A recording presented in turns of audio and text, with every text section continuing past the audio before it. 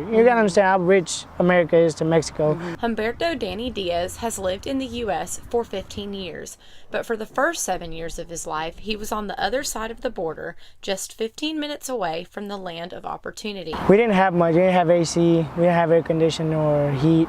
His journey from the border to Montevallo, Alabama took hours.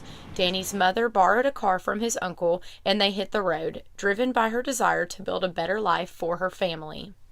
My mom drove straight, and it's about 16 hours. And so I remember her like telling me to talk to her, eating a lot, pouring water on herself, trying to stay awake. Danny was the new kid in town, and in his second grade class, where he eventually taught himself English. It took like 4 months. Yeah, 4 months I was already reading at their level.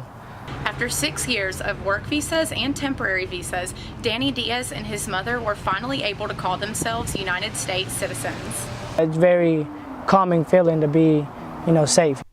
But now, Diaz sees millions of immigrants who cross the border illegally facing fears of deportation. I'm really in the middle. I don't know which way. I don't know if it's okay, but at the same time, I know I would do it for Braxton. I know I'd do it for my son. Diaz says many of the people who come to the U.S. illegally do not plan to stay here. They want to work hard and save money to make their lives back in Mexico better. I work endless hours for my son. And if I was in Mexico and the only way to make his life better was to come here, I would do it. Much like his mother all those years ago, Diaz, now 22, is driven by a desire to provide a better life for his son. Everybody's like, enjoy your 20s, but I want to enjoy my 30s. A drive that led him to a leadership position at the Mercedes plant in Tuscaloosa. I want to get my hands dirty and work hard now and save up now and do whatever the most I can now. That way I can rest later. An immigrant story of hard work and determination along the road to the American dream.